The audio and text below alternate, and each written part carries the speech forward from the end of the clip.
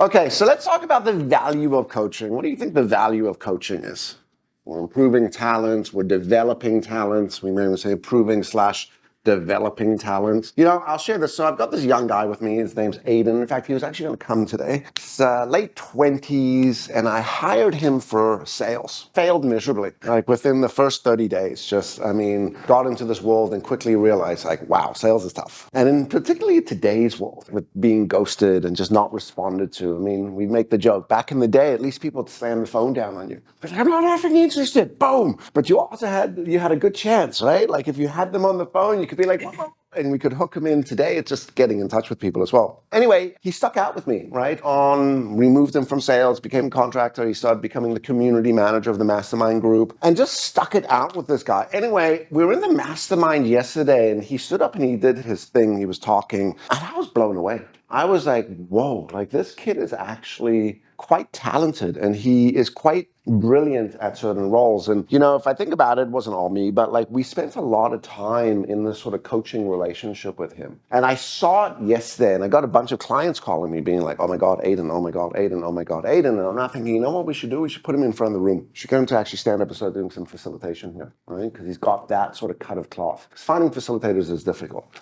So value of coaching, and I think about it like, how easy it could have been for me early days just to be like, let's get rid of this kid, right? But let's spend some time coaching. What else? Alignment, absolutely, right? We're all sort of marching in the same way. And remember we said objectives, they really come down to alignment and commitment. Maybe that's what coaching also gets us the opportunity to do, that we're aligned, we're marching in the same sort of direction, and I'm committed to improving, to growing, to learning, to executing, right? What else? Confidence improves, huge. Right? That's that whole changing behavior. They get to that mindset change. That's the whole definition of that, right? It's like, whoa, I can do this. This is exciting. This isn't so hard. It's not so bad. So we can scale. We could rely on the actual team, right? It's not me doing all the pulling. Cool. Anything else?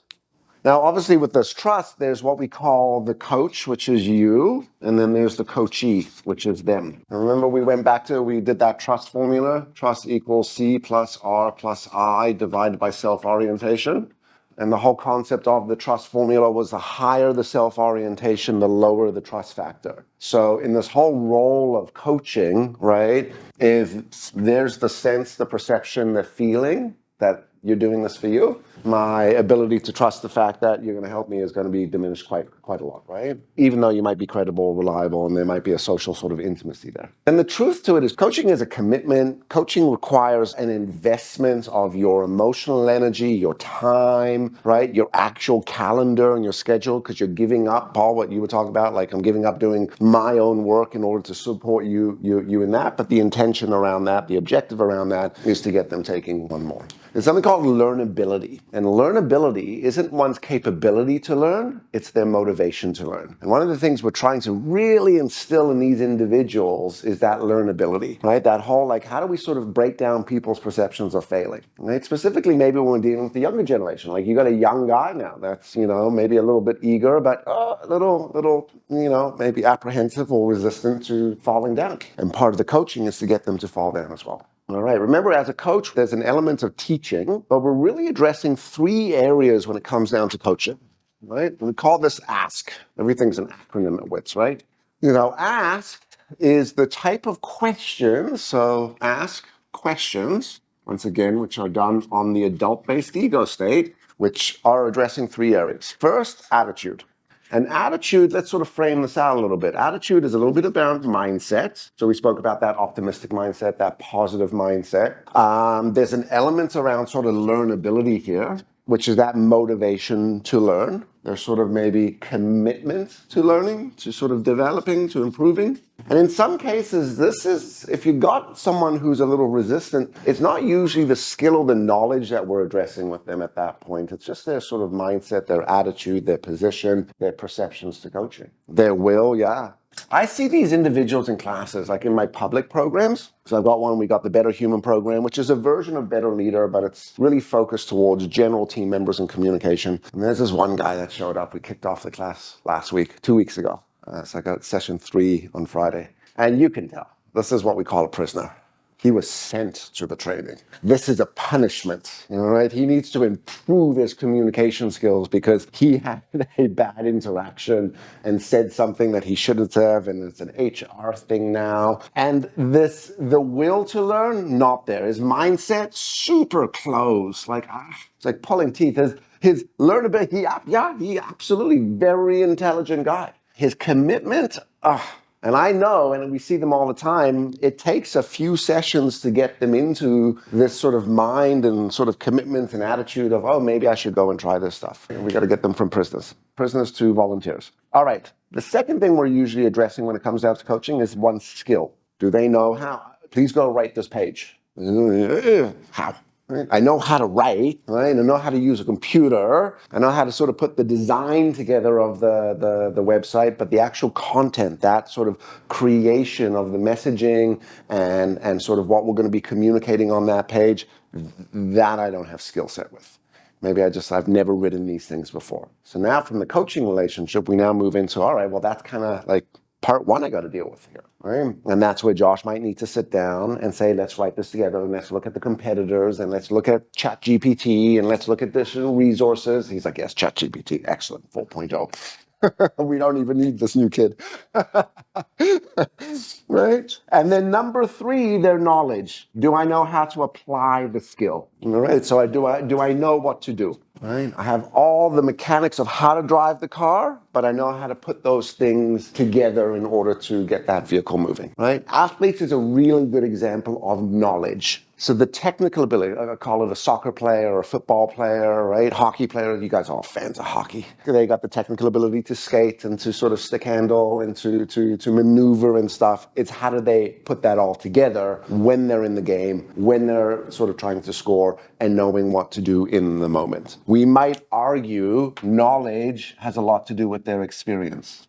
And then if you're going to be coaching an individual, we might argue that this is an integral part for you, which is you do have the knowledge on how they need to apply the skill, and this is the direction. Let's go through assertiveness quickly again. Right, so assertiveness is a skill set, it's a behavior, it's a capability, and there's some factors that allow us to be assertive. So we spoke about the 3 C's for assertive communication. We said, okay, when it comes down to communicating in a more of an assertive way, there are the 3 C's, and we like to look at these as checklists, which is, all right, are these things happening? So C number 1 was clarity. Am I communicating, and is there clarity to the objective, to the position, to my need, to what my ask is? When we looked at effective communication, we said the fundamental components of effective communication require understanding and comfort. And understanding is generated by information.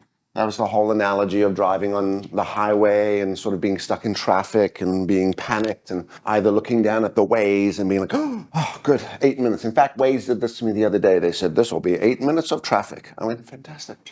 I could actually look at my phone illegally right now while I'm driving, right? The airport analogy, right? We're running. We get to the digital board. It says your flight's delayed. It's like this sort of dual emotion we go through. One, relief, I'm not going to miss my flight. The other is a little bit of like, what the fuck am I going to do now? All right. And that's when you go to the lounge and the bar and stuff like that. We spoke about adult-based questions, that whole concept of soliciting information. Selfishly, the reason I'm using some of these adult-based questions early in the interaction is to just get me into adults. So here's a very real story. I was actually sharing it earlier. So my commercial tenant, who I'm subleasing the space to, which at first was a difficult decision for me because this was my space, right? This was the creative studio, the training center, but we were never in it, right? I mean, I think we were in it maybe 5 days a year. So decided to sublease the space. Anyway, fast forward, my tenant has consistently bounced checks for the first year. Now, every time I called him, hey, Jared, by the way, bounced your check. And he says, he says, so sorry, I will go and redeposit it. And that's always been the thing. And there was a little bit of time where he was good. And now June, logged in, bounce check. Anyway, so I email him, hello, to let you know it's bounced NSF. Please redeposit it by 11 a.m. tomorrow. No response. This was Sunday. Monday, again, please deposit this by 12 p.m. tomorrow. No response. 3 o'clock on Tuesday afternoon. Yesterday I went and I knocked on the door.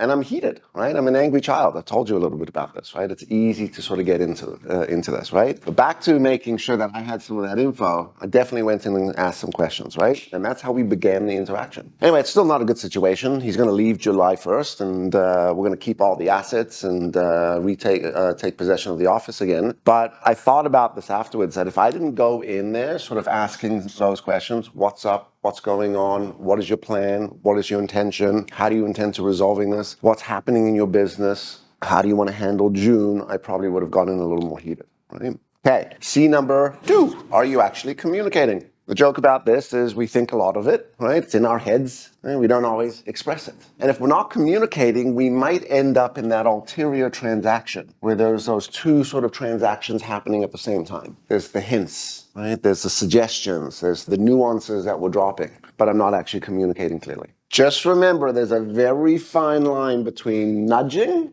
and being falling into that ulterior transaction, because there's not clarity, and it requires assertiveness, right? And then number 3, am I comfortable communicating? Which comes back to the C over here. Now, when we think about the functionality of the ego states that allow us for assertive behavior, right?